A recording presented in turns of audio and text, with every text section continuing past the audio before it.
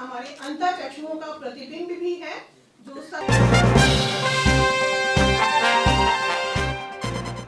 तो मैं हूं विनोद डोलेकर। मेरे यूट्यूब मंच खबर है जी पर आप सभी का स्वागत है। खबर है जी न्यूज चैनल में आपको मिलती है ताज़ा खबरों की ताजगी, अनूठी कहानियां और विशेष रिपोर्टिंग और भोपाल शहर में हो रहे विभिन्न सांस्कृतिक, खेल जगत और अन्य कार्यक्रमों की जानकारी। प्रोफेसर चेतन सिंह सोलंकी भारत के सोलर मैन के रूप में मशहूर हैं और वे एनर्जी स्वराज फाउंडेशन के संस्थापक और एनर्जी स्वराज आंदोलन के महात्मा हैं।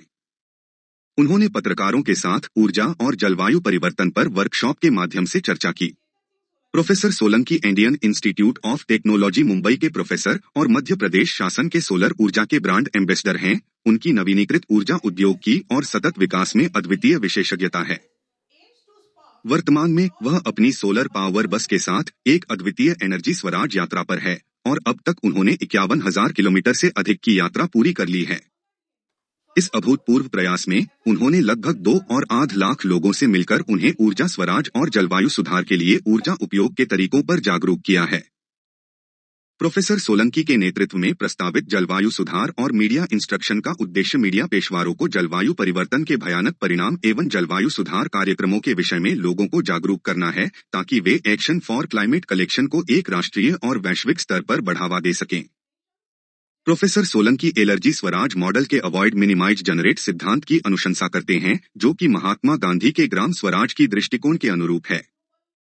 ऊर्जा का जिम्मेदारी पूर्ण उपभोग एवं स्थानीय उत्पादन को महत्वपूर्ण मानते हुए प्रोफेसर सोलंकी जलवायु परिवर्तन से निपटने के लिए हमारे ऊर्जा के प्रति व्यवहार में परिवर्तन एवं नवकरणीय ऊर्जा समाधानों को अपनाने की आवश्यकता पर जोर देते हैं। उनके अनुसार पर्यावरण की क्षति और जलवायु परिवर्तन सभी की समस्या है, जिसमें सभी का योगदान है और यह सभी को प्रभावित कर रही है, इसलिए सभी को समाधान का हिस्सा बनना चाहिए। सही तरह से समझना जरूरी। तो आपसे मैं करीब 1-1.25 घंटा चाहूंगा कि आप अपना पूरा ध्यान मेरे साथ चर्चा करें और उसमें प्रश्नोत्तर बाद में एक बार करके दिखाऊंगा, फिर आप लोग करना ना। क्या होता है ऐसे कि तो आंखें खुल जाती है, मुंह खुल जाता है, गले से थोड़ी आवाज आएगी, है ना। एक बार मेरे को ध्यान से देखना, फिर आप लोग करना, ठीक है। तो आश्चर्यचकित कुछ इस तरह से हम फील करते हैं, समथिंग लाइक दिस। ऑलराइट, अभी आप सबकी बारी है। तो स्माइल लाना है तो आश्चर्यचकित प्राणायाम करना चाहिए ना। तो सब लोग तैयार हो जाए, क्या करना है, हाथ साइड में कर ले। अच्छा, वो सब लोग करेंगे जो खुश होना चाहते हैं, जो दुखी रहना चाहते हैं वो नहीं करेंगे। Very good. तो जो हाथ और 3 की गिनती पे हम सब लोग आश्चर्यचकित करेंगे और जो जितना जोर से करेगा उतना अच्छा लगेगा, ठीक है। सब लोग 100% करेंगे। रेडी? 3 की गिनती पे 1, 2, 3। वाह, वेरी नाइस। अच्छा, ये ट्रायल था, अभी रियल वाला करेंगे। रियल। नमस्कार, मेरा नाम चेतन सिंह सोलंकी है। मैं IIT बॉम्बे में प्रोफेसर हूं और इस समय 11 साल की एनर्जी स्वराज यात्रा पर हूं। जलवायु परिवर्तन पर कार्यशाला है और क्या चैलेंजेस हैं इसमें?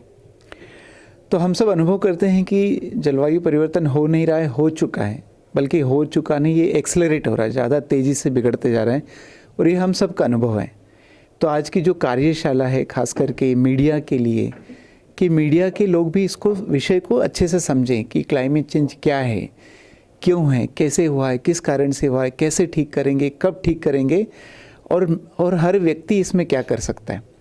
तो ये जो कार्यशाला है इसमें ये 6 बिंदुओं पर एक ट्रेनिंग दी जाएगी मीडिया के सभी लोगों को, ताकि इस विषय को समझ सके और उसका उद्देश्य ये है कि सही प्रश्न कर सकें।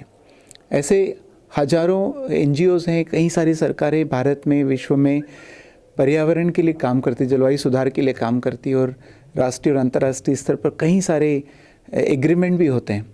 परंतु हम सब का अनुभव है कि क्लाइमेट चेंज जो हर साल बिगड़ते जा रहा है, जलवायु परिवर्तन खराब होते जा रहा है।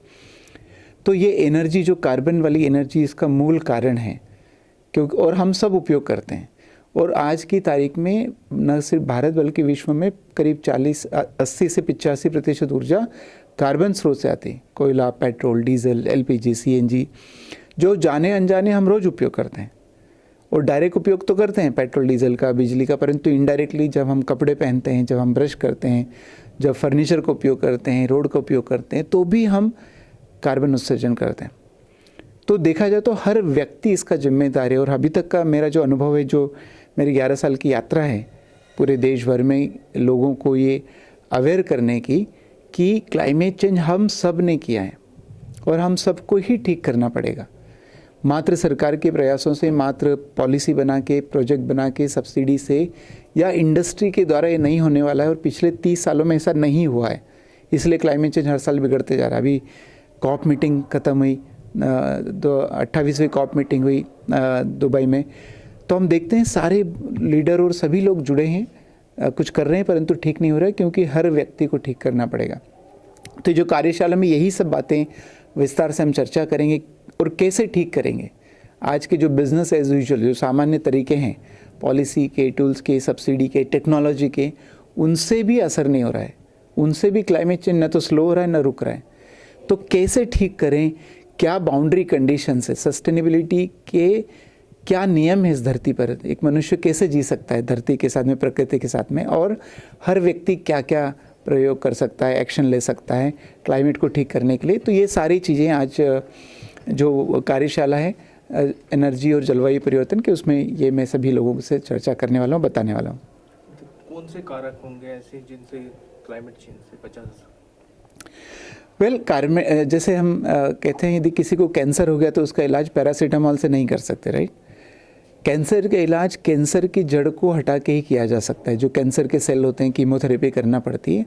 तो ये समझना जरूरी है कि जो क्लाइमेट चेंज का इलाज सिर्फ पेड़ पौधे लगा के या प्लास्टिक फ्री दुनिया बना के या इलेक्ट्रिक व्हीकल लेके या ग्रीन हाइड्रोजन लेके नहीं हो सकता। उसकी जो रूट प्रॉब्लम है वो है कार्बन का उत्सर्जन। तो जब तक हम सब लोग कार्बन उत्सर्जन को कम करके ज़ीरो पे न लेके आएँ, सिर्फ कम करने से काम नहीं चलेगा, क्योंकि एक बार जब कार्बन उत्सर्जन होता है तो उसका जो लाइफ है, एवरेज लाइफ वातावरण में, वो 300 साल की होती है। तो 300 साल तक असर रहने वाला है। तो छोटा भी हमने कार्बन एमिशन कम कर लिया परंतु ज़ीरो नहीं किया, उसका असर फिर भी बहुत बड़ा होने वाला है। इसलिए कम करके ज़ीरो पे लाना ही पड़ेगा। और उसके लिए रूट कॉज तो कार्बन एमिशन हो गया, तो उसका उपयोग कहाँ करते हैं, तो गाड़ी चलाने में, बिजली में, कपड़े पहनने में, सामान खरीदने में, बिल्डिंग बनाने में। तो ये सबको कम करना पड़ेगा और लोकल करना पड़ेगा, तब जाके हम इतनी बड़ी गंभीर समस्या से बच सकते हैं। Sir please name and designation then brief climate change. अच्छा, इनकी चेतन जी के बारे में बताना है कुछ ना? हाँ, मैं प्रोफेसर संजय तिवारी, कुलपति मध्य प्रदेश भोज मुक्त विश्वविद्यालय।